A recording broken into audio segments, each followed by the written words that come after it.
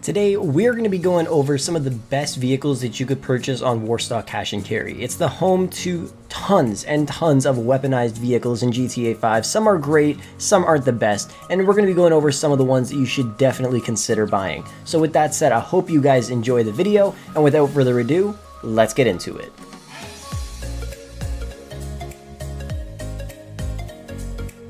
First up is the Oppressor Mark II. It's definitely one of the best vehicles you can purchase in GTA 5 online.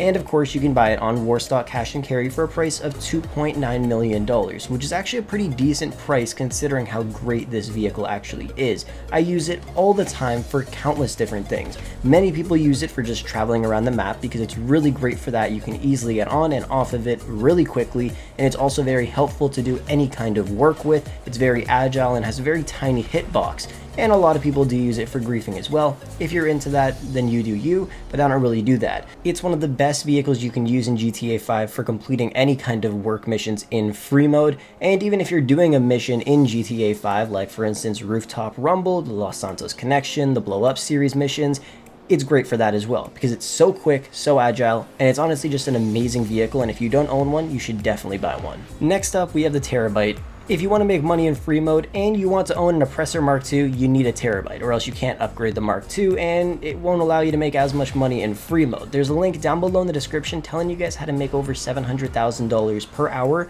using the Terabyte and a couple other things in GTA 5. It's extremely useful. It also has a bunch of other useful features. For one, it's a pretty fast vehicle. It's not super fast, but it's pretty decent. It has a really awesome missile system on it, and it also has a drone, which is really cool. I believe the drone was introduced with the Terabyte, not 100% sure about that, but it also has a weapon workshop inside, and you could start up missions that you can complete really quickly and get a lot of money. It's an awesome vehicle.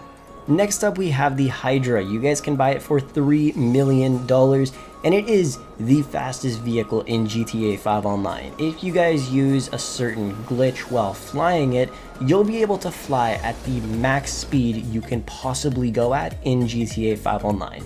357 miles per hour. It's really crazy. All you gotta do is start flying and make sure you're in hover mode. Push forward on the analog stick and hold the brake, and then pull back on the analog stick and hold the accelerator, and continuously do that, and you guys will notice that you'll start going extremely fast. You can cross across the entire map in like 30 seconds. It's incredible. But it's also a very useful vehicle. It's a VTOL jet, it has explosive MG rounds, and it's also a lot cheaper than the laser, and once it does get up to speed, if you're not using a glitch, it will be faster than the laser too, which is awesome. It's a great vehicle to use. I use it all the time, and it's also just really cool. Next up, we have the Cargobob. It costs $1.79 million. You could buy the Jet Sam version if you want, but I think it's a waste of money. I think this vehicle should be priced at $1 million because 1.7 is a little bit too much, but it's very useful. You guys can use it in vehicle cargo, and it helps out a ton. It'll allow you to make more money in the long run and less risk in terms of actually losing damage on your vehicles, which is what you want. There's a video link down below in the description telling you guys a bunch of tips and tricks to help you guys in vehicle cargo if you guys are interested, because you can make a ton of money. If you have a squad helping you, you guys could be looking at making well over $1 million per hour, which is pretty insane. But the Cargobob is a great vehicle, and honestly, that's all I would really use it for. Everything else, it's not that useful, but in terms of vehicle cargo, it's extremely useful. So if you grind vehicle cargo or you do it from time to time, definitely consider purchasing the Cargobob. Next up, we have the Ramp Buggy. It costs $2.4 million. This vehicle is useful, but it's also one of the most fun vehicles in the entire game because, you know, just look at the screen. Like, you get to do this literally 24/7, and I'm so thankful that Rockstar fixed this vehicle. In the past, you could only destroy like 20 or 30 vehicles, or not destroy, ramp them in the air. But now it's invincible unless someone literally shoots a rocket at it. So you could literally drive around the whole map forever and it will never get destroyed, which is awesome. So thank you, Rockstar. We really appreciate it. But it's also really useful for just clearing paths, I guess, on the highway. I would say the Phantom Wedge would be a little bit more useful for that, but with the Ramp Buggy, you can ramp everything. With the Phantom Wedge, if you hit any kind of car that's bigger than the size of a normal SUV, there's a very good chance you'll spin out or something like that. That's why I like using the ramp buggy a little bit more. It's a little smaller, but you don't have to worry about any of that kind of stuff. It's a really awesome vehicle, and if you and your friends buy one each, then you guys can just go in one lane each and literally destroy the whole highway. It's an awesome and really fun vehicle. Next up, we have the Kane Jolly. It costs $2.89 million on Warstock cash and carry, and it is 10,000 times better than the Rhino tank. For one, the railgun cannon, it's just awesome. And then it seats 4 people opposed to 1 person in the Rhino tank.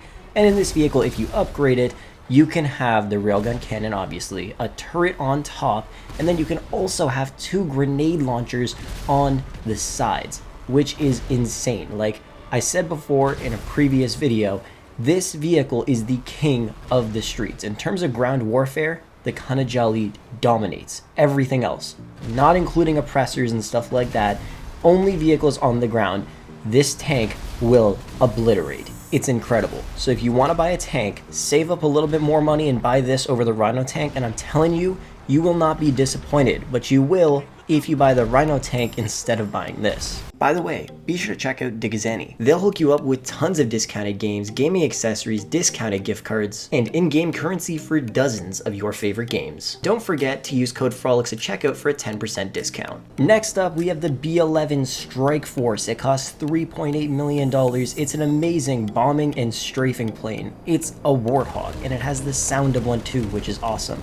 Most planes in GTA 5 just sound the exact same. When you shoot those explosive MG rounds, they're all practically the same, but with this thing, it sounds like a Warthog, which just makes it even cooler. It's also very agile, pretty simple to fly, and it also has some weapon options like barrage missiles or homing missiles. And for weapon options, it also has, of course, the explosive MG rounds. The best part is you can have all of that on the plane at once. I know some vehicles won't allow that. You can only pick homing missiles or barrage missiles or the explosive MG rounds. With this plane, you have all 3 options, so you can really just have a great time. If you're looking for a cheap way out and you need a vehicle to get around the city with, the Night Shark is the one you want to buy. It only costs $1.2 million, and it's the best ground transportation vehicle in the game. If you guys are driving it and you have upgrades on it, it can survive 27 homing missiles, which is insane. And it's also decently fast, and it comes stock with MG rounds on it. Use it for driving around the city. You'll never have to worry about griefers again, especially if you guys put armor plating on the windows. You guys will be a-okay, because they'll pull up with their oppressors, they'll chase you, but they'll run out of missiles before you get killed. And if a jet tries to chase you, well, they're going to be chasing you for a while. Next up, we have the Akula. It costs $2.78 million, and I've said this in previous videos, this helicopter dominates the air. It's incredible. You guys can go into stealth mode with it, go off the radar until you feel like coming back on the radar. You can literally pull up on people, they'll have no idea where you are, shoot a ton of missiles at them, and then just go back off the radar, and they have no idea what the hell just happened. It's insane. And it's also the strongest helicopter in the game. It will take 3 homing missiles to it and then it will blow up, which is the most out of any helicopter in GTA 5.